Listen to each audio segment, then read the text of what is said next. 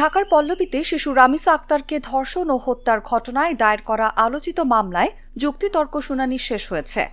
শুনানি শেষে ঢাকা মহানগর শিশু সহিংসতা দমন ট্রাইব্যুনালের বিচারক মাসরুর সালিকিন মামলাটির রায় ঘোষণার জন্য আগামী রোববার দিন ধার্য করেছেন। বৃহস্পতিবার বেলা 11টার পর বিচারক এজলাসে উঠলে যুক্তিতর্ক শুনানি শুরু হয়।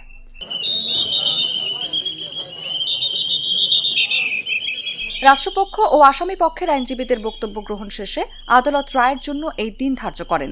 এর মধ্যে দিয়ে আলোচিত এই মামলার বিচারিক কার্যক্রম চূড়ান্ত পর্যায়ে পৌঁছেছে। এদিন সকাল 9টার দিকে মামলার প্রধান আসামি সোহেল রানা ও তার স্ত্রী স্বপ্না আক্তারকে কারাগার থেকে আদালতে আনা হয়। পরে তাদের ঢাকা দায়রা জজ আদালতের হাজতখানায় রাখা হয়। মামলাটিকে কেন্দ্র করে আদালত চত্বরে অতিরিক্ত পুলিশ সদস্য মোতায়েন করা হয়। গতকাল বুধবার মামলার আত্মপক্ষ সমর্থন ও সাফাই সাক্ষ্য গ্রহণ শেষে আদালত যুক্তিতর্ক উপস্থাপনের জন্য আজ বৃহস্পতিবার দিন ধার্য করেছিলেন। বুধবারের শুনানিতে বিচারক মামলার 16 জন সাক্ষীর গুরুত্বপূর্ণ বক্তব্য, ভিডিও প্রমাণ এবং বিভিন্ন আলামত আসামিদের সামনে উপস্থাপন করেন। এতে রামিসাকে খোঁজার ঘটনা, সন্দেহভাজন ফ্ল্যাট শনাক্তকরণ, রক্তের আলামত উদ্ধার এবং শিশুটির মরদেহ উদ্ধারের বিষয় উঠে আসে। একই সঙ্গে অভিযোগ অনুযায়ী স্বপ্না আক্তার কিভাবে সোহেল রানাকে পালাতে সহায়তা করেছিলেন সেই বিষয়েও আদালতে উল্লেখ করা হয়।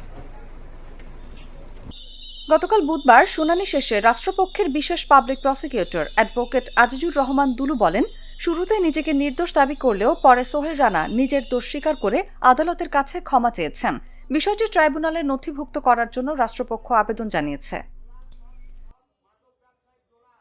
রাষ্ট্রীয় খরচে নিয়োগ পাওয়া আসামি পক্ষের আইনজীবী অ্যাডভোকেট মুসা কালিমুল্লাহ বলেন, বুধবারের কার্যক্রম ছিল ফৌজদারি কার্যবিধির 342 ধারায় আসামি পরীক্ষা।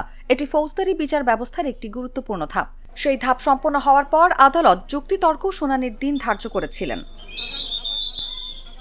এর আগে গত মঙ্গলবার মামলার সাক্ষ্য গ্রহণ শেষ হয়। মামলায় মোট 17 জন সাক্ষীর মধ্যে 16 জনের সাক্ষ্য গ্রহণ সম্পন্ন হয়েছে।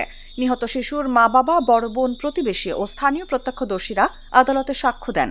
শিশু সাক্ষী হওয়ায় রামিসার বড় বোনের সাক্ষ্য ক্যামেরার ট্রায়ালের মাধ্যমে গ্রহণ করা হয়।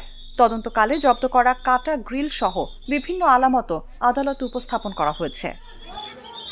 গত 19 মে পল্লবীর মিরপুর 11 এলাকার একটি বাসা থেকে 2য় শ্রেণীর শিক্ষার্থী রামিসা আক্তারের মরদেহ উদ্ধার করে পুলিশ। পরদিন তার বাবা আব্দুল হান্নান মোল্লা বাদী হয়ে পল্লবী থানায় মামলা করেন। পরে নারায়ণগঞ্জের ফতুল্লা এলাকা থেকে প্রধান আসামি সোহেল রানাকে গ্রেফতার করা হয়। এরপর তার স্ত্রী স্বপ্না আক্তারকেও আটক করে পুলিশ। ইউরোপ, এশিয়া, আমেরিকা যেখানে যাই, বিশ্বের 145টি দেশে আজ ফ্রুটো পাই।